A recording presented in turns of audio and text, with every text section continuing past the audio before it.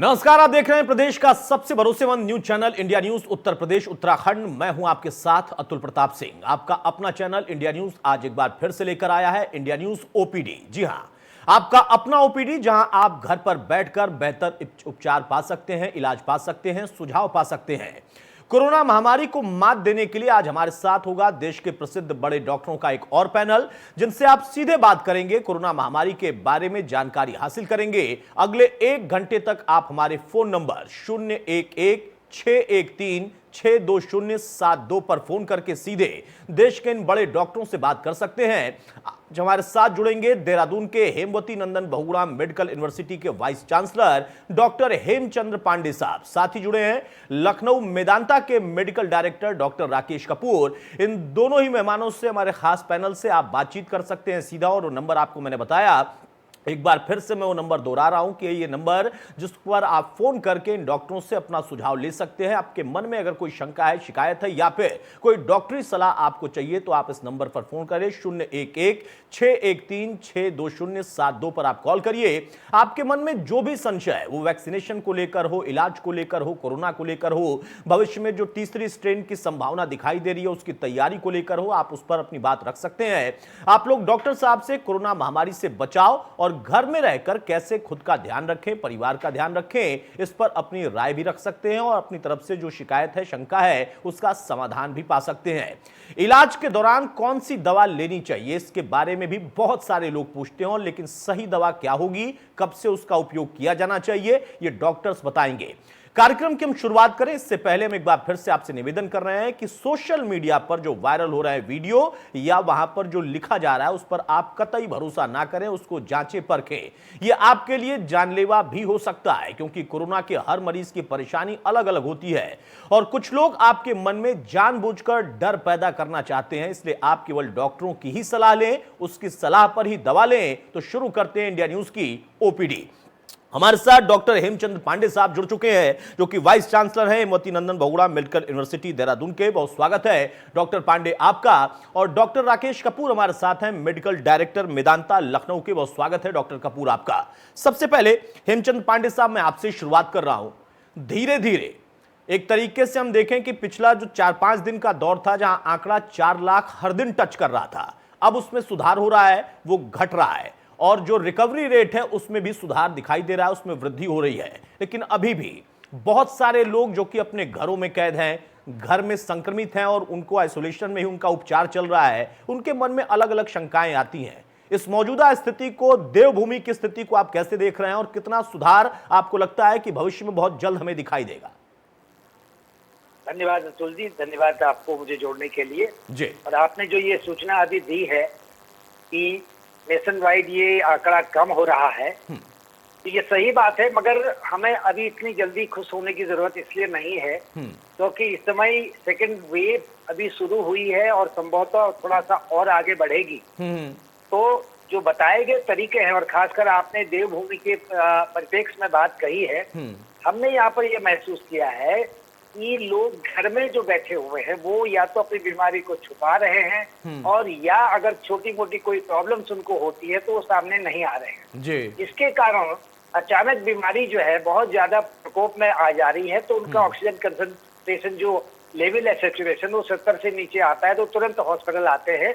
तो 24 से 48 घंटे में ही काफी ज्यादातर लोगों की जो है वो मृत्यु हो जा रही है। तो मेरा अपना ये सोचना है कि इसको अब हमें एक जन जागरण के रूप में घर घर टटोल करके, हर दरवाजा खटखटा करके हमें हर एक घर के बारे में सूचना लेनी होगी। और उसके साथ में जिन व्यक्तियों को अगर कोई सिम्टम्स कोरोना से रिलेटेड आते हैं, आप बिल्कुल भूल जाइए कि वहां पर टेस्टिंग फैसिलिटी है या नहीं है। और टेस्टिंग फैसिलिटी होती भी है तो हम टेस्टिंग का इंतजार नहीं करेंगे, क्योंकि उत्तराखंड की मैं बात बता रहा हूँ, कुछ जिले ऐसे हैं जहाँ 40% तक पॉजिटिविटी पहुंच चुकी है। तो हम सीधे सीधे उसका उपचार शुरू कर देते हैं। और हम ये भी रिकमेंड कर रहे हैं कि जिनके सिम्टम नहीं है तो प्रोफाइलैक्सिस के तौर पर हम आइवरमेक्टिन की जो है गोली वो एज ए मास कैंपेन के रूप में प्रोफाइलैक्सिस में यहाँ शुरू करने जा रहे हैं 2-3 दिन में। तो ये अच्छी बात है कि हमारा अगर नेशनल लेवल पे आंकड़ा अगर नीचे आ रहा है, मगर हमें इतनी जल्दी खुश होने की जरूरत इसलिए नहीं, है। लेकिन डॉक्टर पांडे, ये आपने बड़ी गंभीर बात भी कही है, और खासतौर से देवभूमि के परिप्रेक्ष्य में जैसा मैंने सवाल पूछा था और आपने कहा कि आप लोग तो तैयारी कर रहे हैं कि डोर टू डोर जाकर आप उपचार दें, लेकिन उससे बड़ी गंभीर बात यह है कि लोग छिपा रहे हैं, और ये अपने आप में बहुत ही ज्यादा सोचने की बात है कि हमारे डॉक्टर, आप जैसे लोग, तमाम लोग जो तैयारी कर रहे हैं, लगातार लगे हुए हैं, हर दिन तमाम मरीजों का उपचार चल रहा है, वहां पर अगर इस तरीके की मानसिकता है, वो चाहे डर के वजह से हो या किसी और वजह से हो, तो आप लोगों के लिए भी चुनौती बढ़ जाती है। इसके लिए आप लोग रोडमैप किस तरीके का बना रहे हैं? पिछले दिनों में भी हमने देखा, प्रधानमंत्री ने बात की तमाम मुख्यमंत्रियों से, उसमें उत्तराखंड के मुख्यमंत्री भी शामिल थे। आपने कहा कि कुछ जिले ऐसे हैं जहां पर जो रेशियो अगर हम कहें परसेंटेज के हिसाब से वो 40% टच कर गया है, तो चुनौती आप लोगों के लिए डोर टू डोर जाना भी।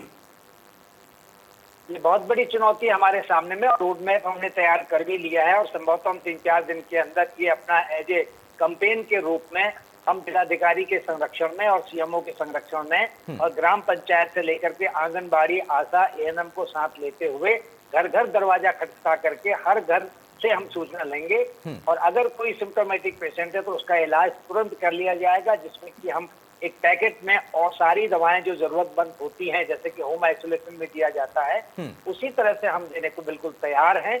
आजकल में हमारी सारी तैयारी शुरू हो जाएगी और इसको हम बड़े गंभीर तरीके से ले रहे हैं, और हम चाहते हैं कि 7 दिन 10 दिन के अंदर हमारी जो ये चेन है इस समय संक्रमण की, जो कि मैंने बताया कि 24-40% तक इसकी जो है पॉजिटिविटी चली गई है और मृत्यु दर अच्छा खासा बढ़ गया है, और केसेज भी, हालांकि केसेज कम होने यहाँ भी शुरू हो गए, मगर हम ज्यादा कंसर्न है मृत्यु से। केसेज कम होने से ज्यादा उतनी खुशी नहीं है। हम चाहेंगे कि हमारी मृत्यु दर बिल्कुल कम हो और नहीं के बराबर एक दिन ऐसा आए कि एक भी मृत्यु हमारे यहाँ नहीं हो, जैसे कि हमने देखा था कि मैं आपको और आपकी टीम को शुभकामना दे रहा हूं सर। आप लोग सलाम के पात्र हैं, बधाई के पात्र हैं कि आप लोग इस तरीके की रणनीति बना रहे हो, और बहुत दुख के साथ मुझे ये कहना पड़ रहा है, मैं देवभूमि के लोगों से भी अपील करूंगा कि देखिए, डॉक्टर्स अपनी मेहनत कर रहे हैं, पैरामेडिकल स्टाफ अपनी कोशिश कर रहा है, सरकार भी कर रही है, लेकिन अगर आप अपनी बीमारी को छिपा रहे हैं और फिर भी ये डॉक्टर्स, ये टीम आपके घर घर तक जाने को तैयार है, तो आपका भी फर्ज बनता है कि कम से कम आप भी इनका उतना ही सहयोग दें। आजकल टेली कम्युनिकेशन का दौर है, आप उस पर भी सलाह ले सकते हैं, तमाम लोग उस पर भी उपलब्ध हैं, सरकार अपनी तरफ से व्यवस्था कर रही है, डॉक्टर्स का पैनल अपना काम कर रहा है, तो कम से कम लोगों की भी जिम्मेदारी ये है। और जैसा डॉक्टर पांडे साहब ने कहा कि जो डेथ रेट है उस पर हमें काम करना है, तो मैं फिर से एक जानकारी साझा करूं कि जहां नेशनल वाइड वो आंकड़ा 4 लाख से अब नीचे गया है, 3 लाख के ऊपर है, 3.5 लाख के ऊपर, लेकिन अगर हम डेथ रेट की बात करें तो कल की तुलना में आज जो मृत्यु दर है वो ज्यादा है, लोगों की ज्यादा जान गई है, तो ये अपने आप में गंभीर विषय, उसी का जिक्र कर रहे हैं डॉक्टर हेमचंद्र पांडे साहब भी। वो एक अपना टारगेट सेट करके चल रहे हैं, लेकिन सहयोग आम जनता का भी चाहिए। डॉक्टर राकेश कपूर, लखनऊ का भी हाल हमने पिछले दिनों में देखा, सुधार अब दिख रहा है, लेकिन चुनौती बड़ी है, और चुनौती बड़ी आगे आने वाले समय में खड़ी होगी, जब थर्ड वेव, जो कि इन वेटिंग है, आनी ही है, उसकी तैयारी भी आप लोग कर रहे हैं। लेकिन आज की स्थिति को कैसे देख रहे हो, और क्या यह दिक्कत आप लोग भी महसूस कर रहे हैं कि लोग छिपा रहे हैं कुछ? नहीं, मैं इससे पूरी तरह सहमत नहीं होऊंगा कि लोग छिपा रहे हैं, क्योंकि अब मुझे ऐसा लगता है काफी जागरूकता आ चुकी है, और शायद विलेज लेवल पे जैसी न्यूज चल रही है, जागरूकता की और आवश्यकता है। जो मेन चीज है जो मैं कहना चाहूंगा कि इससे हम जो जीत सकते हैं कोविड से, तो उसमें हमारी पब्लिक का भागीदारी बहुत ज्यादा होगी। बिल्कुल बिल्कुल। जो सरकार लेवल पे तैयारियां हो रही हैं, सरकार को करना चाहिए, लेकिन जब तक पब्लिक जागरूक नहीं होगी, जैसे मैंने पहले भी किया कि कोरोना वायरस की अपनी एक क्षमता होती है और उसमें म्यूटेशंस होंगे, इसको हम डिनाई नहीं कर सकते। बिल्कुल बिल्कुल। पर जैसा हम जानते हैं कि कोई ऐसी दवा नहीं है, कोई ऐसा छिड़काव नहीं है जैसे म्यूटेशंस हम हटाएं, तो पब्लिक को ही समझना पड़ेगा। और हम अगर अपने को जो कड़ाई से नियमों का पालन करें, जैसे मास्क डबल लगाना है, दूरी बना के रखना है, हैंड सैनिटाइजेशन रखना है, भीड़ भाड़ की जगह पे जाने से अवॉइड करना है, और अगर सिम्टम्स हैं, भले ही आप टेस्ट नहीं भी हुए हैं, तो आपको अपना को आइसोलेट करना पड़ेगा। जैसे मैं एक बार और कह चुका हूं कि बीमारी होना और उसके बाद बीमार होना, इसमें अंतर है। बिल्कुल। तो भले ही बीमारी आपको पकड़ ले, बट आप अपने को बीमार होना नहीं माने और पॉजिटिव माइंड रखें। देखिए, बहुत अच्छी बात आपने कही कि बीमारी होना, बीमारी से ग्रसित हो जाना अलग है, लेकिन मानसिक तौर पर अगर आप बीमार हो गए तो उस बीमारी से आप निकल नहीं पाएंगे, डॉक्टर कितनी भी मेहनत कर लें। और कई ऐसे केसेस भी हमने देखे हैं। आज सकारात्मक ऊर्जा, सकारात्मक चर्चा, सकारात्मक संदेश, सकारात्मक सूचना, इन सब का होना बहुत जरूरी है, तभी हम इससे लड़ पाएंगे। और जैसा राकेश कपूर साहब ने कहा है, डॉक्टर साहब ने कहा है कि लोगों की पब्लिक अवेयरनेस की बहुत जरूरत है, क्योंकि आज भी हम देख रहे हैं कई खबरें निकल कर आई, बाजारों में लोग पहुंच जा रहे हैं, भूल गए त्योहार का सीजन है, ठीक है, अच्छी बात है, लेकिन वहां पर दुकान वालों को भी सोचना होगा, पब्लिक को भी सोचना होगा। अगर आप जा भी रहे हैं, सरकार की तरफ से अगर वो दुकानें खोली भी है, व्यवस्था दी गई है, तो वहां पर सोशल डिस्टेंसिंग का पालन भी आपको करना है, ये भी निर्देश है। तो ये दोनों को ही करना होगा, सिर्फ सरकार या फिर डॉक्टर से नहीं कर पाएंगे, बल्कि पब्लिक को भी करना होगा। दर्शक भी हमारे साथ जुड़कर अपना सवाल ले सकते हैं। हमारे साथ खास पैनल मौजूद है इस वक्त। हेमचंद पांडे साहब, जैसा मैंने पहले भी जिक्र किया था और आपने बड़ा अच्छा जवाब दे दिया कि आप लोगों की तो तैयारी अब डोर टू डोर जाने की है, लेकिन वो डोर टू डोर जाना और उस बीच में कुछ बेसिक जरूरतें होती हैं जो अपने घर में बिना छिपाए अपना उपचार कर रहा है, डॉक्टरी सलाह ले रहा है, वहां पर भी कई तरह के चेंजेस हमने देखे कि आ रहे हैं। बहुत सारे लोग जो कि बिल्कुल फिट हैं, युवा हैं, लेकिन अचानक से ऑक्सीजन लेवल गिर जाना, अचानक से पैनिक हो जाना, इसमें किस तरीके से आप लोग महसूस कर रहे हैं? क्या वाकई ओवरऑल परसेंटेज है क्या वाकई जो ऑक्सीजन को लेकर था इस बार के वायरस के म्यूटेशन के बाद उस पर बहुत ज्यादा फोकस है, बहुत ज्यादा उसकी जरूरत थी, या कुछ हिस्सा पैनिक वाला भी था, जिनको जरूरत नहीं भी वो भी पैनिक के शिकार हुए? जी, आपका सवाल बहुत पर्टिनेंट है। मेरे ख्याल से कुछ पैनिक की ज्यादा ही मतलब फैला दी गई है। अगर मैं ये भी कहना चाहूंगा कि इस बार का जो वायरस, जो म्यूटेंट जो चेंज हुआ है वेरिएंट, वो पहले के मुकाबले हटके है।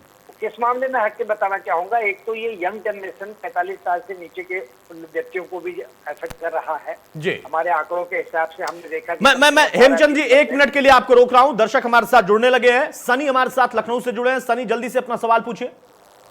हेलो सनी, अपना सवाल पूछिए। सर, कोरोना तो मेरा ठीक हो गया है। जी, 35-36 दिन हो गए सर। जी जी। पर ये सर चक्कर आते हैं।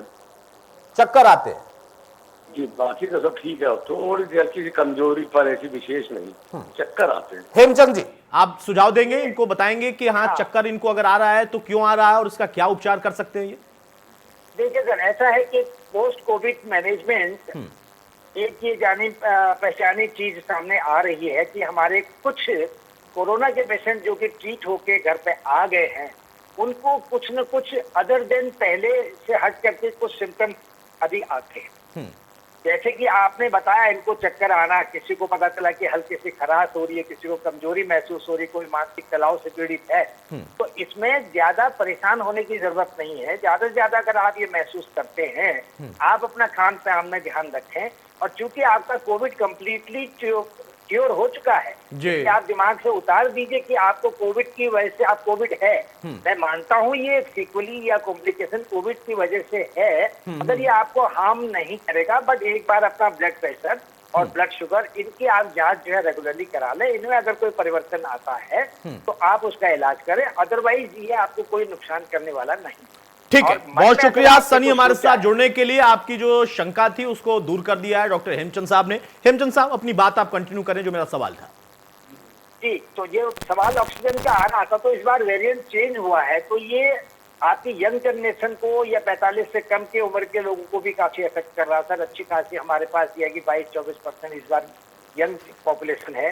और दूसरी प्रॉब्लम इस बार क्या आ रही सर, जैसे अगर आज कोई व्यक्ति संक्रमित होता है, तीसरे चौथे दिन ही उसके सिम्टम इतने भयंकर हो जा रहे हैं कि उसको समय भी नहीं मिल रहा है कि मैं क्या करूं कर। बिल्कुल बिल्कुल। अच्छा, तीसरी चौथी चीज क्या हो रही है कि लंग को इतना जबरदस्त इफेक्ट कर जा रहा है कि एकदम ऑक्सीजन का लेवल ऊपर से नीचे ड्रॉप हो जा रहा है। तो उसकी वजह से आदमी को ऐसा लगता है कि मेरे घर में अगर सिलेंडर पड़ा रहे तो मैं तुरंत मुंह में लगा लूं करके। तो मेरी रिक्वेस्ट ऐसी है कि ये जो घर का रिवाज है ऑक्सीजन सिलेंडर का, ये एक्चुअली पहले कभी नहीं होता था। इस समय हम महसूस जरूर कर रहे हैं कि बेड भी भर गए, इंतजार भी करना पड़ रहा है। और आज भी अगर हम समय पर कोविड का ट्रीटमेंट पहले स्टार्ट कर लें कि पहला ही सिम्टम आते हुए और उसके बाद जो है प्रेडनिसोलोन की गोली डॉक्टर के सलाह के बाद शुरू कर लें तो शायद ये ऑक्सीजन की नौबत नहीं आई। बहुत बड़ी बात आपने कही है। और देखिए, कुछ लोगों की वाकई व्यवहारिक दिक्कत थी और उनको ये कभी महसूस हुई या उनको ये तकलीफ हुई तो उनका तो लाजमी है, लेकिन बहुत सारे लोग जिन्होंने शायद कोताही बरती या समझ नहीं पाए, मैं ये भी कहूंगा कि शायद बेचारे समझ भी नहीं पाए, उनको लगा कि नहीं अभी ऐसी स्थिति नहीं है, लेकिन फिर अचानक से चूंकि इस बार वेरिएशन अलग तरीके का है, म्यूटेशन का इस वायरस का, तो वहां पर इफेक्ट अलग तरीके से ही दिखाई दे रहा है। इसके वजह से ही ऑक्सीजन को लेकर या फिर फेवी फ्लू को लेकर, रेमडेसिविर को लेकर एक पैनिक भी बढ़ा है। हमारे साथ एक दर्शक कपिल जुड़ चुके हैं बुलंदशहर से। कपिल, अपना सवाल पूछिए। सबसे पहले तो मैं इंडिया न्यूज को बहुत बहुत धन्यवाद करना चाहूंगा कि जी, शुक्रिया। प्रोग्राम आपने चलाया। लेकिन इंडिया न्यूज के माध्यम से मैं ये कहना चाहता हूँ कि क्या उत्तर प्रदेश सरकार सोई हुई है? ये क्यों नहीं चाह रहे हैं कि संपूर्ण लॉकडाउन लग जाना चाहिए? संपूर्ण लॉकडाउन से जब हमारे आपने देखा है उत्तराखंड में कमी आ रही है कोरोना पॉजिटिव केसों में, तो आखिर क्यों ये लॉकडाउन, संपूर्ण लॉकडाउन क्यों नहीं लगा रहे हैं? राकेश जी इसका जवाब देंगे, हालांकि वो डॉक्टर हैं और आपका सवाल थोड़ा पॉलिटिकल है। इसका जवाब मुझे लगता है कि मुझे देना होगा, ज्यादा बेहतर है इस पत्रकार के तौर पर। देखिए क्या होता है कपिल, जब कोरोना आया था दुनिया में और भारत में भी, तो भारत ने ही सबसे पहले लॉकडाउन लगाया और उसको लेकर बहुत नकारात्मक बातें भी हुई और फिर कहा गया कि आर्थिक ढांचा खराब हो गया और तमाम लोगों ने सवाल उठाया। आपका सोचना बिल्कुल सही है और सरकार सोई नहीं होती है, कोई भी सरकार, किसी भी पार्टी की सरकार, वो जगी ही रहती है। कई बार जगाना भी पड़ता है और कई बार उनका जो कदम है उसकी आलोचना हो जाती है, लेकिन बाद में उसको लगता है कि हाँ बेहतर कदम उन्होंने उठाया था। लॉकडाउन को धीरे धीरे बढ़ाया जा रहा है, कुछ ढील भी दी जा रही है। इसमें लॉकडाउन की समस्या नहीं है, बल्कि उसके साथ साथ एक समस्या यह भी है कि लॉकडाउन लग जाए तो भी समस्या, छूट दे दें तो लोग टूट पड़े सड़क पर, ये तो समाज की समस्या है ना सर। कपिल जी, वैसे राकेश जी, क्या लॉकडाउन आपको एक डॉक्टर के तौर पर लगता है, और जैसा कपिल उदाहरण दे रहे हैं कि उत्तराखंड में कुछ और जगहों पर उसका इफेक्ट दिखाई दिया, उत्तर प्रदेश की भी रिक्वायरमेंट है क्या?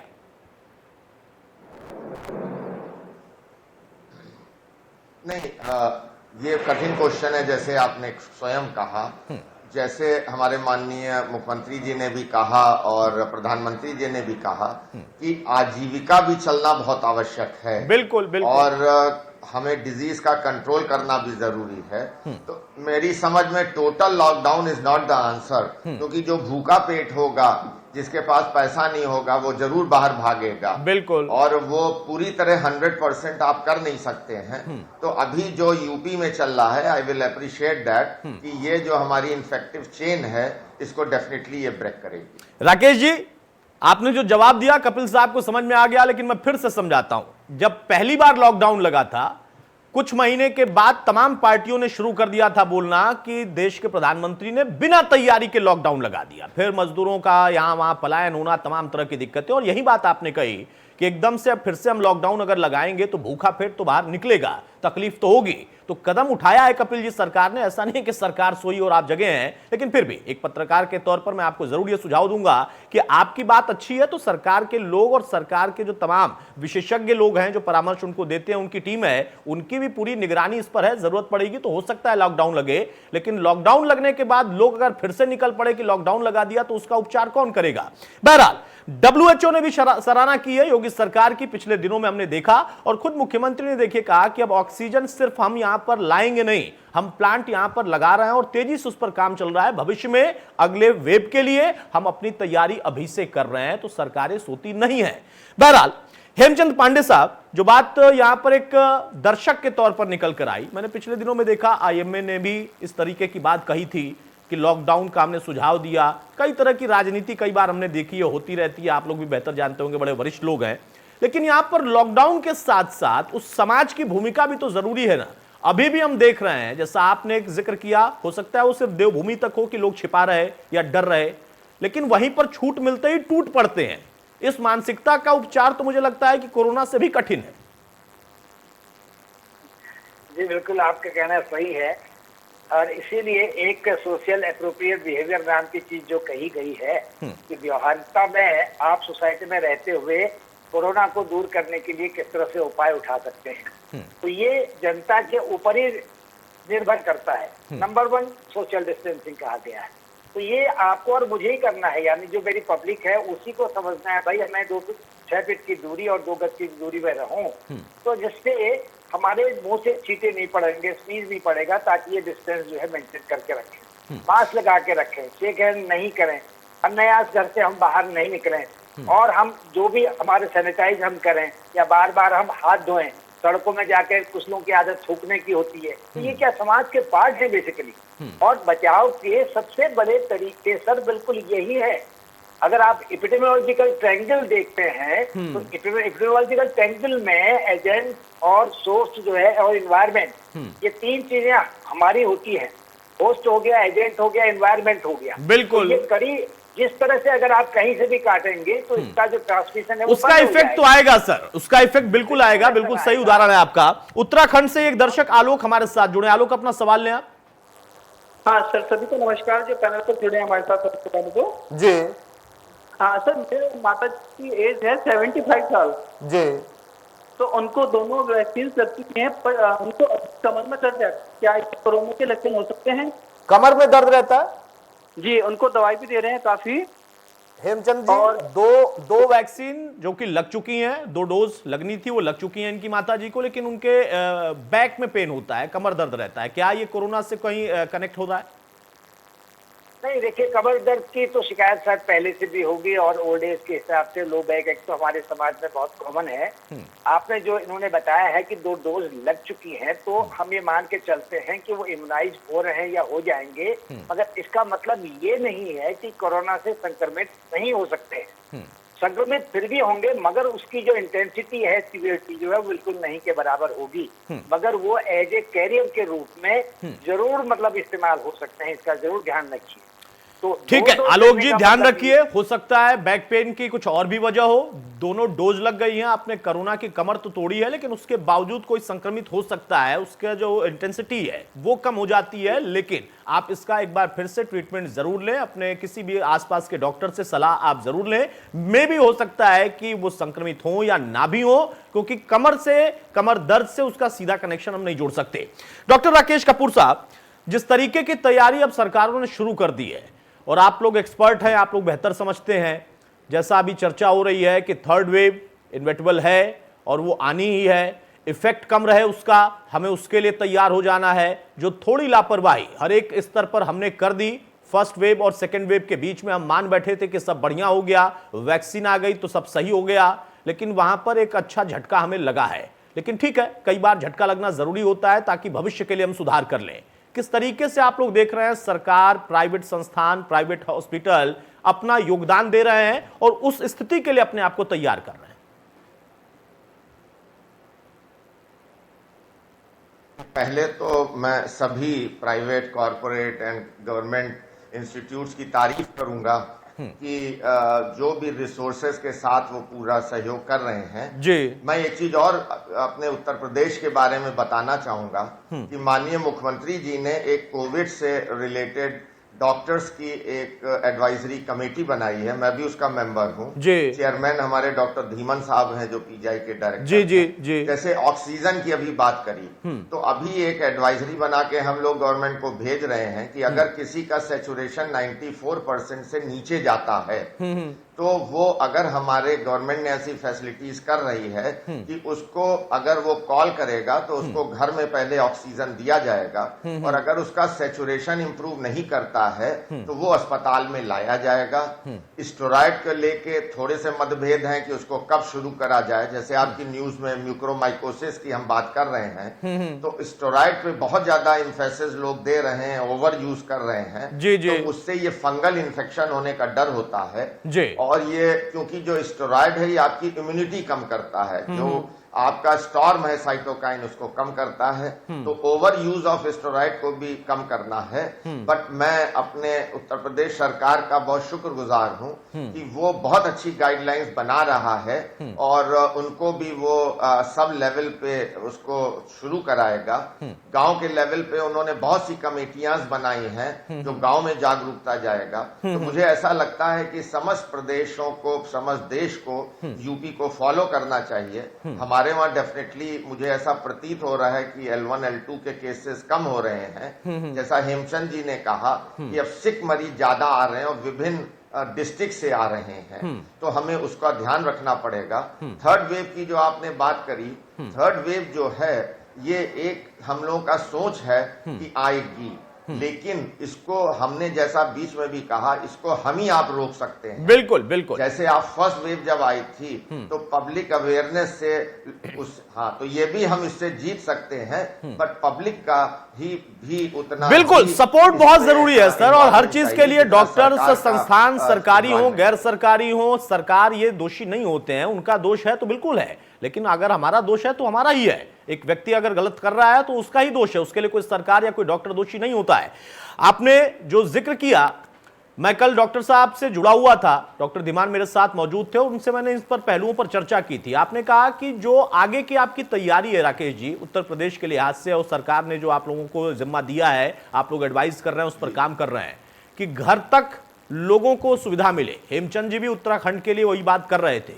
मैंने उनसे पूछा था, डॉक्टर धीमान से कल मैंने पूछा था कि क्या ये प्लानिंग ओवरऑल उत्तर प्रदेश के हर हिस्से के लिए है, राजधानी में जो बैठा है या बड़े शहर में बैठा है उसके लिए भी, और गांव का एक व्यक्ति अगर वो संक्रमित होता है या उसको जरूरत है तो उसके लिए भी वो व्यवस्था आप उस लेवल पर बनाने जा रहे हैं?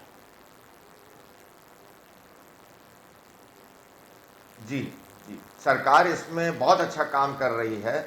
माननीय मुख्यमंत्री जी प्रैक्टिकली हर ऑल्टरनेट डे मीटिंग्स इस ग्रुप से ले रहे हैं, और ये जो सुविधा है इस समय हमारे गांव तक जाएगी। इस तरह की कमेटीज बनाई गई हैं जिसमें लोकल प्रधान हैं या लोकल लोग हैं, और मुझे ऐसा लगता है कि एक बहुत सही कदम है और आने वाले समय में ये बहुत हेल्प करेगा।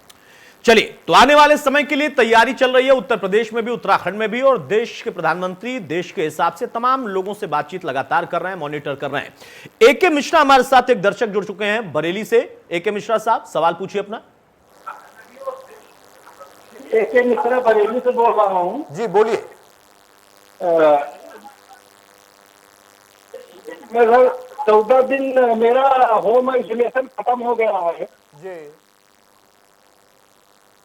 14 दिन मेरा होम आइसोलेशन खत्म हो गया है। आगे पूछिए मिश्रा जी, तो सुन लिया मैंने। अभी मेरे को क्या एहतियात बरतना चाहिए? कल मैंने अपना एंटीजन टेस्ट कराया तो उसमें नेगेटिव निकला है जी। तो अभी हमको क्या जो है एहतियात बरतना चाहिए या कोई तकलीफ और अभी आपको महसूस हो रही है इसके अलावा? नहीं, अभी हमको कोई तकलीफ नहीं महसूस हो रही है। बहुत डॉक्टर राकेश कपूर साहब जवाब देंगे आप? मिश्रा जी का जो 14 डेज का आइसोलेशन था वो कंप्लीट हो चुका है, एंटीजन टेस्ट इनका नेगेटिव है, ये चाहते हैं कि कुछ और एहतियात अगर बरतना हो इनको, तो आपका सुझाव? देखिए, जैसे हेमचंद्रा साहब ने कहा, और मैं स्वयं संक्रमित हुआ था, दर्शकों को बताना चाहता हूं, मुझे 2 डोज ऑफ वैक्सीन के लग चुके थे। उसके 1 महीने के बाद मैं संक्रमित हुआ, 3 हफ्ते बाद निगेटिव हुआ था। सबसे इंपॉर्टेंट चीज है कि अगर आप एंटीजन निगेटिव हो भी गए, हो सकता है आप इन्फेक्टिव नहीं होंगे, लेकिन अगर आप ढील डाल देंगे, बाहर जाने लगेंगे, तो हो सकता है आप पुनः संक्रमित हो। तो पॉजिटिव स्टेट ऑफ माइंड, अपने को स्टिल घर में सीमित रखिए, मास्क लगा के रखिए, बहुत ज्यादा मिक्सअप मत होइए, दूरी बना के रखिए। और एक बार निगेटिव एंटीजन होने का मतलब ये नहीं है कि आप दोबारा इन्फेक्ट नहीं हो सकते हैं। तो एक पॉजिटिव स्टेट ऑफ माइंड जरूरी है। आपको अब घर के बाहर निकल के घूमना नहीं शुरू करना चाहिए। घर में भी अगर आप कमरे से बाहर अपने घर वालों के साथ बैठ रहे हैं तो मैक्सिमम आप मास्क का यूज जरूर करें। देखिए, एके मिश्रा साहब, डॉक्टर राकेश ने और डॉक्टर हेमचंद जी ने जो सुझाव दिए वो यही है कि 14 दिन जो आपने एहतियात बरता है ना, वो एहतियात आपको आने वाले और कई दिनों तक बरतना है, और कोरोना से जब तक हम लड़ाई जीत नहीं जाते हैं ऐसे एहतियात हमें बरतने होंगे। वही एहतियात जो आपने 14 दिन बरते हैं, आपको घर के अंदर, घर के बाहर, बहुत जरूरी ना हो तो घर के बाहर नहीं निकलना है। अगर निकलते हैं तो सारे प्रिकॉशंस लेकर निकलिए। घर के अंदर भी अगर आप हैं तो फिर भी आप संक्रमित हो सकते हैं। इस बार की म्यूटेशन में ऐसे तमाम केसेस हैं जो घर से बाहर नहीं निकले लेकिन संक्रमित हो गए। आपको अगर डोज भी लग गई है, दोनों लग गई है, तो उसके लिए भी डॉक्टर राकेश कपूर ने अपना उदाहरण खुद का दिया कि उसके बाद भी वो संक्रमित हुए थे और फिर वो उससे उबर कर निकल कर आए। तो यही सारी चीजें हैं जो आपको एहतियात बरतनी है, इसके अलावा कुछ और नहीं करना है एक्स्ट्रा। बहरहाल डॉक्टर हेमचंद साहब, जो इस वक्त पूरे देश के हालात हैं उसमें एक माइंडसेट जो कि पॉजिटिव होना चाहिए, जिस पर आपका और राकेश जी का भी फोकस है, वो माइंडसेट धीरे धीरे बनता तो दिख रहा है। लेकिन उसी बीच में कुछ ऐसी शंकाएं भी निकल कर आती हैं जिसका जिक्र यहां पर किया था और मैं उस पर आना चाह रहा था बाद में। राकेश जी ने पहले ही कह दिया कि एक फंगस की बात आ रही है, उसको हम ब्लैक फंगस कह लें, म्यूकस माइकोसिस कह लें, और उसकी वजह से हमने देखा है कि जो ऑर्गन्स हैं वो निकालने पड़ जा रहे हैं। हालांकि इसके केसेस अलग हैं, जो एक आम धारणा है कि किसी को भी हो जाएगा जिसको कोरोना होगा, ऐसा नहीं है, लेकिन वो एक जानकारी ऐसी पहुंच गई है खासतौर से सोशल मीडिया के जरिए कि लोगों में भय पैदा हो रहा है। बहुत सारे लोग मुझसे पूछते हैं कि आप ये सवाल लीजिएगा अगर आप डॉक्टरों से चर्चा करते हैं तो, इसको लेकर क्या प्लानिंग चल रही है और ये कितना वाकई धरातल पर है, कितना व्यवहारिक है या पैनिक ज्यादा है? हमारे सिस्टम में एक सबसे बड़ी कमी क्या है, कोई चीज अगर सामने आती तो हम पैनिक पहले उसको कर देते हैं चेक। देखिए, ये जो फंगल बीमारी आपने बताई है, ये हर कोरोना के पेशेंट में तो डेवलप होने का सवाल ही नहीं उठता है। और फंगल इन्फेक्शन में आपको बताऊंगा, जो लॉन्ग स्टैंडिंग इम्यूनोसप्रेसिव या प्रेडिक्सोलॉन स्टेरॉइड पे चलते हैं, तो एक स्टेज के बाद जैसे कैंडिडियासिस है, मुंह में छाले पड़ जाते हैं या मुंह खुलना मुश्किल हो जाता है, इसी तरह से इसमें ये ब्लैक फंगस का जो आ रहा है, ये कुछ केसेस जरूर डिटेक्ट हुए हैं, मगर इसमें घबराने की इससे बात नहीं कि हर केस में ये नहीं होगा, क्योंकि इसको प्रेसिपिटेट करने के लिए कुछ दवाएं ऐसी हैं जो लॉन्ग स्टैंडिंग चलती है और इफेक्ट उनका देर से आ रहा है, तो चांसेस होते हैं कि ये फंगस डेवलप हो सकता है। इसका मतलब ये नहीं कि सबको हो रहा है, बिल्कुल। अगर हाँ एक बार कोई चीज अगर उभरनी शुरू हो गई है तो हमें प्रिकॉशंस जरूर उठाने पड़ेंगे, डॉक्टर की राय समय समय पर लेनी पड़ेगी। अगर होता ही है तो फिर एंटी फंगल ट्रीटमेंट भी स्टार्ट करना पड़ेगा और पैनिक ही नहीं करें। हमारे जी, एक दर्शक हमारे साथ हेमचंद जी जुड़े हैं लखनऊ से, एसके तिवारी साहब। तिवारी साहब, सवाल लें अपना। हाँ, नमस्कार सर। जी नमस्कार, बोलें।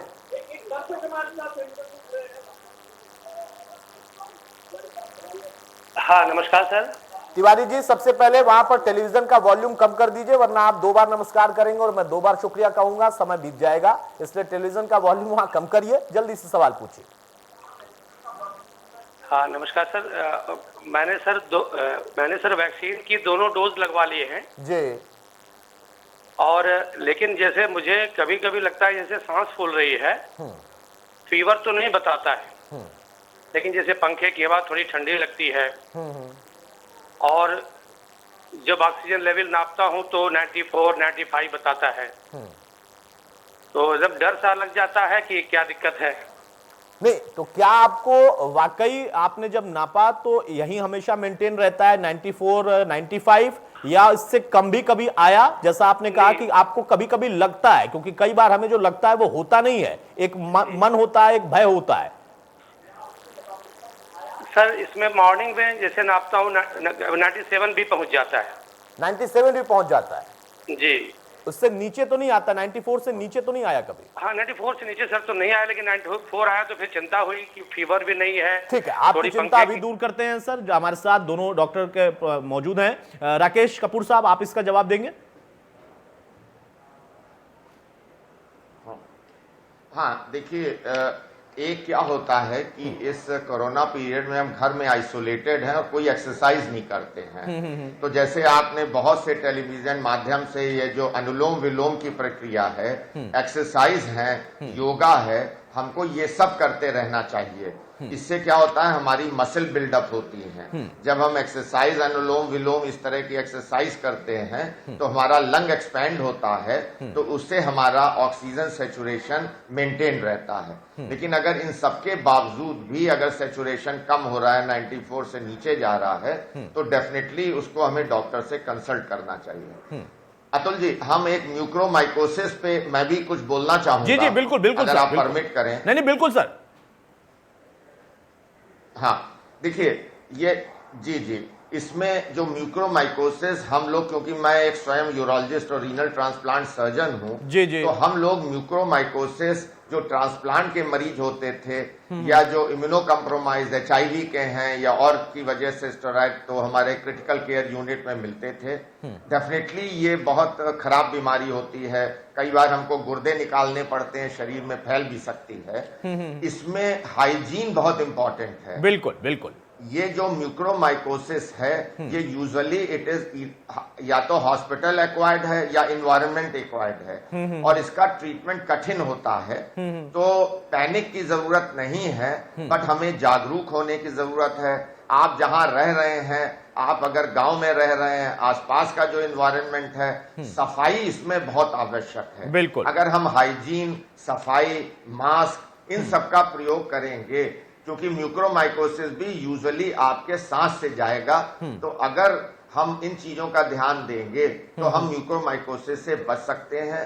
पैनिक की जरूरत नहीं है, पर शायद जो केसेस दिखाए जाते हैं वो इसलिए दिखाए जाते हैं कि आप आगाह हो जाएं और इन सब चीजों का ध्यान दें। नहीं, बिल्कुल सही कहा सर आपने कि यह खतरनाक तो है, लेकिन हर एक व्यक्ति में, जैसा आपने भी कहा और डॉक्टर हेमचंद साहब ने भी कहा, लेकिन आपको अवेयर रहना है। और साफ सफाई देखिए, जब बीमारी आएगी तभी आपको रखना है, ये भी जरूरी नहीं है। साफ सफाई तो आपके दैनिक जीवन का एक हिस्सा होना चाहिए, हर एक व्यक्ति के लिए, हर एक शख्स के लिए। बेजुबानों को भी हमने देखा है कि कहीं बैठते हैं तो खुद अपनी जगह को साफ कर लेते हैं। हम चिड़िया को देखते हैं, वो घोंसला बनाती है कितने तरीके से और सफाई से कि अपने बच्चों के लिए जो अंडे वहां पर देगी। तो ऐसी चीजें हैं जो कि हमारी हैबिट होनी चाहिए, लेकिन फिर भी अगर हम ध्यान ना दें तो उसके लिए कोई दोषी नहीं है। एक दर्शक और हमारे साथ, अंकित त्रिपाठी हमारे साथ जुड़े हैं। अंकित, बताइए क्या सवाल है आपका? सर, मेरी सिस्टर की लास्ट कुछ दिन से माइल्ड फीवर आ रहा है और उनको खांसी हो रही है, और जुकाम तो नहीं है लेकिन खांसी हो रही है। कितने दिनों से फीवर आ रहा है? सर, लास्ट 4 to 5 डेज से। टेम्परेचर आपने लिया? ऑलमोस्ट कितना है टेम्परेचर? टेम्परेचर ऑलमोस्ट 100 रहता है, 99 रहता है। 99 to 100? जी। डॉक्टर हेमचंद जी? जी, क्योंकि इस समय जो है पेंडेमिक चल रहा है, अगर फीवर किसी भी व्यक्ति को आ रहा है और साथ में खांसी, तो चेस्ट के थोड़ा सा सिम्टम आपके उसमें है, तो एडवाइजेबल इसमें पेंडेमिक को ध्यान में रखते हुए हम इनको ये राय देंगे कि नियरेस्ट अपने पोस्ट पे कहीं जा करके जो है ये RT-PCR या एंटीजन जो भी टेस्ट अवेलेबल वो कर लें। और अगर साथ में इस समय बहुत जरूरी हो गया है कि प्रोफाइलेक्टिकली आइवरमेक्टिन की 12 मिलीग्राम की गोली जो है एक सुबह शाम 3 दिन तक अगर ये ले लेते हैं तो कोई हर्ज की बात नहीं है, क्योंकि ये मल्टीपर्पज ड्रग है। ये अगर बीमारी होगी उसको भी ट्रीट करेगी, नहीं तो ये प्रोफाइलेक्सिस करेगी, और साथ में जो है ये एंटी हेलमिंथ्रिन भी है। तो इसको इस डोज से कोई खास इनको एडवर्स इफेक्ट भी नहीं पड़ना है, क्योंकि 4 दिन हो चुके हैं, इनका टेम्परेचर नीचे नहीं आ रहा है। और उसके साथ में ये टाइफाइड का भी जो अपना वो टेस्ट कर सकते हैं, क्योंकि टाइफाइड में भी यूजुअली नॉर्मल टच नहीं होता है फीवर में। पैरासीटामोल इन्होंने लिया नहीं लिया इसकी जानकारी तो इन्होंने दी नहीं है, मगर चूंकि चेस्ट का थोड़ा सा इन्वॉल्वमेंट लगता है, और इनसे जरा हम ये सलाह देंगे कि पल्स ऑक्सीमीटर का इस्तेमाल भी करके देख लें, क्योंकि 4 दिन हो चुके हैं, अब हमें ज्यादा देरी नहीं करनी चाहिए, और ऑक्सीजन कंसंट्रेशन भी चेक कर लें और तुरंत अपनी ठीक है। नियरेस्ट जहां पर भी जाकर जांच करा सकते हैं, आलोक अपना जांच भी आप कराएं। टेम्परेचर आप कैसे ले सकते हैं? अगर टेम्परेचर आपने लिया है या फिर उसके साथ आपकी पल्स कितनी है, ऑक्सीमीटर से आप ऑक्सीजन लेवल भी देख सकते हैं। ये हिदायत जो है उनको भी रखना है, और जो सुझाव दिए गए हैं हेमचंद जी की तरफ से उस पर भी आप ध्यान रखेंगे तो जरूर आपकी बहन जल्द से जल्द स्वस्थ हो जाएंगी। हेमचंद साहब, एक सवाल जिसका जवाब इसके पहले राकेश जी दे रहे थे, एक दर्शक के। हाँ अतुल जी। जी राकेश जी कुछ कह रहे हैं? नहीं, मैं इस पे थोड़ा सा मैं डिफर करूंगा हेमचंद्रा जी से। जी। वो जो जांच सब होनी चाहिए।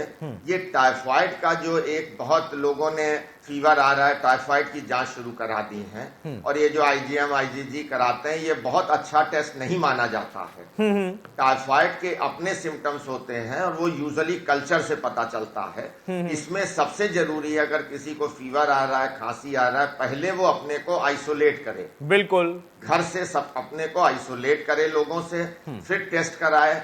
और ये टाइफाइड की जो एक भ्रांति, बहुत ज्यादा ओवर इन्वेस्टिगेशन हो रहा है, जो नॉर्मल टाइफाइड के टेस्ट हैं इनकी कोई वैल्यू नहीं होती है।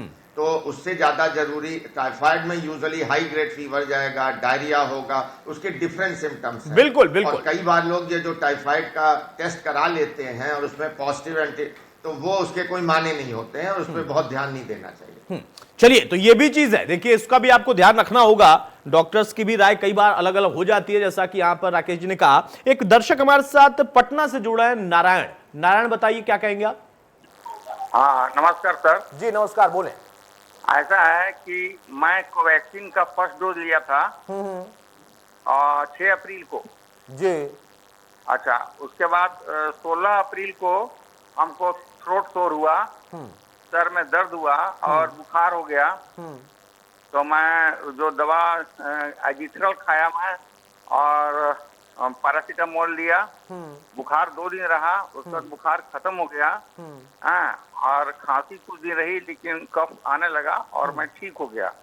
अब प्रॉब्लम ये हो रहा है मेरे साथ कि मैं कोई चेक नहीं कराया था, मेरे को पता नहीं कि मेरे को कोरोना हुआ या नहीं हुआ, आई डोंट नो। लेकिन 28 दिन के बाद जो सेकंड डोज लेना था, अब मैं क्या करूं? राकेश जी, इन्होंने 6 अप्रैल को फर्स्ट डोज ली, 16 तारीख को बुखार से ग्रसित हुए और अब दुरुस्त हैं। अब इनकी शंका है कि ये क्या करें, 28 दिन के बाद इनको दूसरी डोज लेनी है। हाँ जी, मैं इसको कई एक चीजें जो लोगों में भ्रांतियां हैं, मैं इस क्वेश्चन में उनको क्लियर करना चाहूंगा। पहले नॉर्मली ये है कि जो वैक्सीन अगर कोवैक्सीन लगी है तो दूसरी डोज भी कोवैक्सीन ही लगना चाहिए, बिल्कुल चेंज बिल्कुल नहीं होना चाहिए। यूजुअली जैसे गवर्नमेंट के प्रोटोकॉल हैं, सेकेंड डोज 8 वीक्स के बाद लगती है।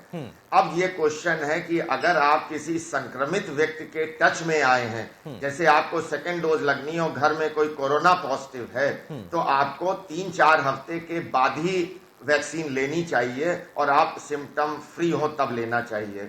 जैसे इन नारायण जी में इनको सिम्टम्स हुए और इन्होंने कोई तो यूजुअली इनको 4 हफ्ते रुकना चाहिए और जब सिम्टम फ्री हो जाएं तभी वैक्सीन लेना चाहिए। नारायण जी, चीज वैक्सीन का कोई कंट्राइंडिकेशन एक्सेप्ट एलर्जीज हैं। जी जी जी कंटिन्यू करें राकेश जी, कंटिन्यू करें आप।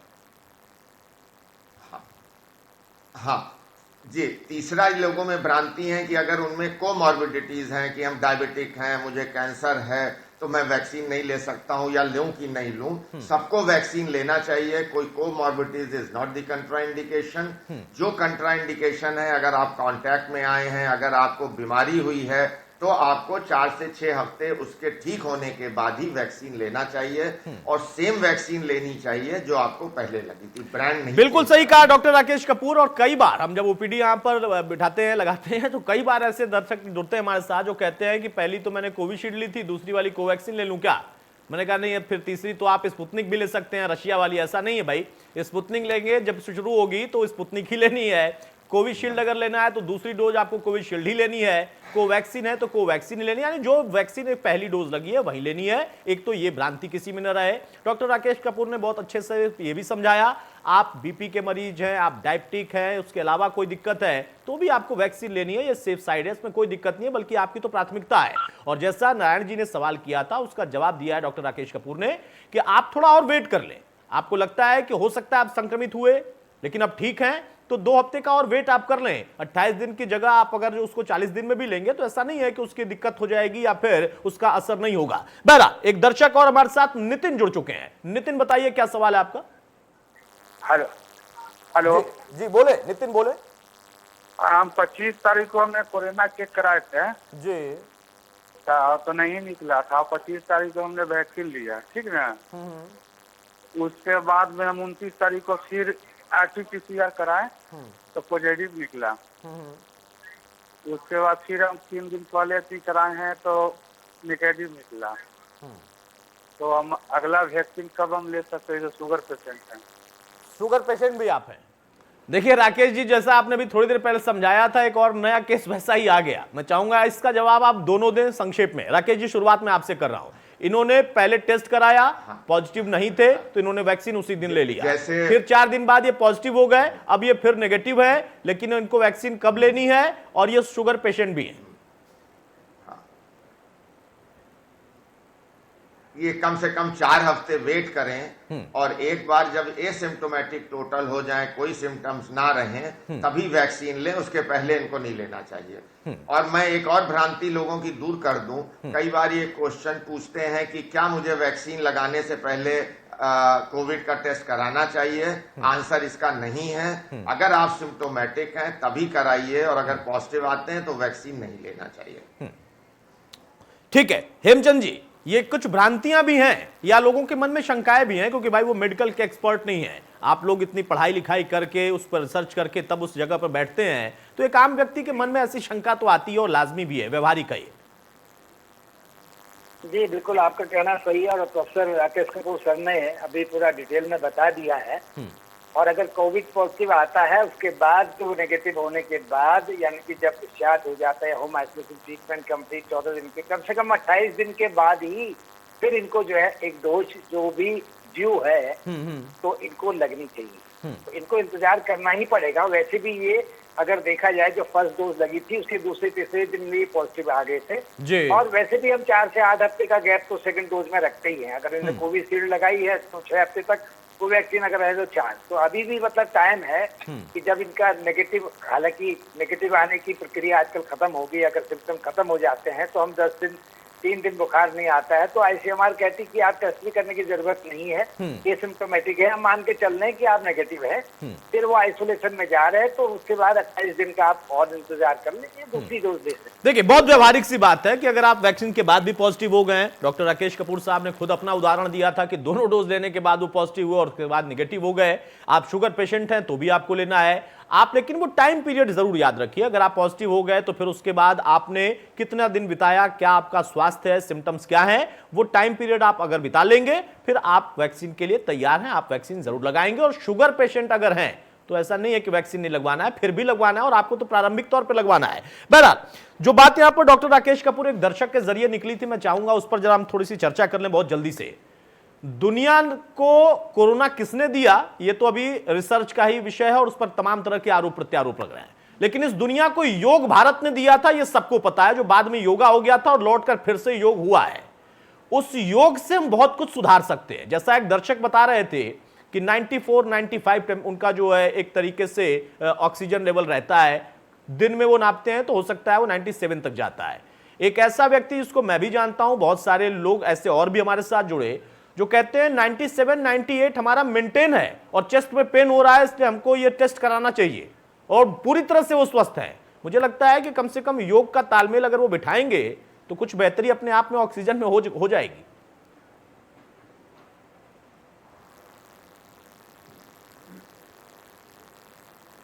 ये कपूर साहब आपने ये बहुत अच्छा प्रश्न किया जी। देखिए पोस्ट कोविड पीरियड में हम सब, हाँ जी जी हाँ, मैं थोड़ा सा आपके क्वेश्चन को और एक्सटेंड करके इसका आंसर दूंगा। जी हम लोगों को अगर ये देखें कि कॉम्प्लिकेशन रेट्स किसमें ज्यादा हैं, तो उन लोगों में ज्यादा है जो बहुत मोटे हैं, बहुत शिथिल, कोई एक्टिविटी में नहीं इन्वॉल्व होते हैं, पड़े रहते हैं, अनकंट्रोल्ड डायबिटीज है, अनकंट्रोल्ड ब्लड प्रेशर है, जिसको कि हम बोलते हैं मेटाबॉलिक सिंड्रोम, बिल्कुल, या जिनको किडनी फेल्योर्स है। तो अब कोविड ने जो हमको एक लेसन दिया है, कोविड जाएगा, हम सब जानते हैं, इस पे हम जीतेंगे, इससे बड़ी बड़ी महामारियों से जीते हैं, बट लोगों में अब ये बहुत जरूरता है कि लाइफ स्टाइल चेंज होना बहुत आवश्यक है। बिल्कुल, पॉपुलेशन कंट्रोल करना बहुत जरूरी चीजें हैं। लाइफस्टाइल चेंज में अगर आप व्यायाम कर रहे हैं, प्रॉपर भोजन रख रहे हैं, गंदी हैबिट्स खाने में नहीं है, तो आप स्वस्थ रहेंगे, आप डायबिटिक नहीं होंगे, आप हाइपरटेंसिव नहीं होंगे। जो मोटा व्यक्ति होता है, जिसका बीएमआई बहुत ज्यादा होता है, तो he is prone for diabetes, blood pressure, दिल की बीमारी, किडनी फेल्योर। तो हमको अब ये जागरूक होना पड़ेगा कि सिर्फ कोरोना खत्म हो जाए, हमें फ्री नहीं होना है, हमको एक हेल्दी लिविंग रहना बहुत जरूरी है। बिल्कुल। और ये मुझे लगता है पोस्ट कोविड के बाद हमको इस तरफ भी बात करके सोचना पड़ेगा। बहुत सही बात आपने कही सर, बहुत ध्यान देना पड़ेगा, क्योंकि अगर आप देखें बहुत कंजेस्टेड। हाँ जी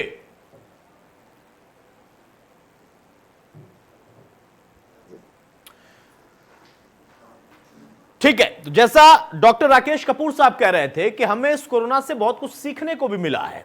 हम इससे बड़ी बड़ी महामारी से, दुनिया ने इससे बड़ी बड़ी महामारी से जीत हासिल की है, आगे भी हम कर सकते हैं। हो सकता है ऐसे वायरस, मान लीजिए जैसा कहा जाता है कि ये जानबूझकर फैलाया गया, तो हो सकता है ऐसे नियत वाले लोग दुनिया में और भी हों। हमें उसके साथ साथ अपनी लाइफस्टाइल पर भी कैसे काम करना है, योग का मैंने जिक्र किया था, उसको और एक्सटेंड करके बताया डॉक्टर राकेश कपूर साहब ने, बड़े वरिष्ठ व्यक्ति हैं, कि आपको अगर इन चीजों को नियमित तौर पर करना शुरू कर देना चाहिए तो उसका लाभ भी आपको ही मिलेगा। फिर शायद कुछ भ्रांतियां, कुछ पैनिक सिचुएशन, कुछ अनावश्यक जरूरतें जो हमारी हैं वो अपने आप खत्म हो जाएगी। और इसके उदाहरण इसी देश में है, इसी प्रदेश में है। डॉक्टर राकेश कपूर साहब, लास्ट क्वेश्चन ही अगर मैं आपसे करूं, यहां पर जिस प्लानिंग पर आप लोग काम कर रहे हैं, आप उस एडवाइजरी कमेटी के एक हिस्सा भी हैं जो कि अब एडवाइज करेगी।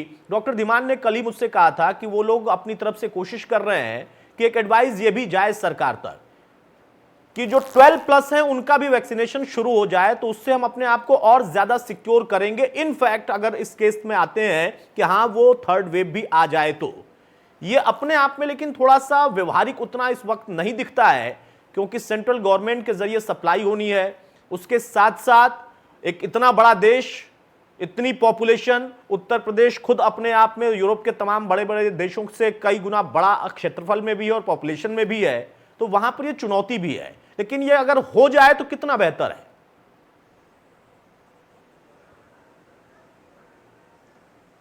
नहीं, देखिए, बेहतर है अगर हमारे सब लोगों को घर मिल जाए, स्वच्छता के लिए टॉयलेट्स मिल जाएं, हेल्थ फैसिलिटी मिल जाए, तो डेफिनेटली बहुत अच्छी चीज है। बट हमको सबको मान के चलना है कि हम लोग एक रिसोर्स पुअर कंट्री हैं और आबादी बहुत ज्यादा है।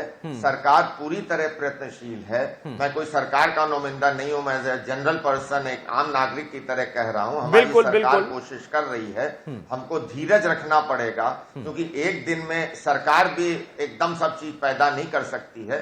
तो धीरज रखिए। सरकार, मुझे लग रहा है, पूरी तरह सजग है और हम लोग भी सजग रहें। और डेफिनेटली वैक्सीनेशन समस्त लोगों को लगेगा, तो definitely that will help. Hemchand ji, final comment आपका भी। प्लानिंग पूरे देश की भी हमने सुनी, आपसे चर्चा की। आपने अपनी जो रोड मैप आप लोगों ने तैयार किया है डोर टू डोर कैंपेन करने का, जाने का, लोगों को किट से लेकर अगर उनको जरूरत है ऑक्सीजन की, आपकी तमाम व्यवस्थाएं वो भी उत्तराखंड सरकार देने की कोशिश में है। लेकिन इसमें जुड़ाव पब्लिक का उतना ही होना चाहिए। इसको लेकर अवेयरनेस आप लोग किस तरीके से सरकारी स्तर पर बढ़ा रहे हैं?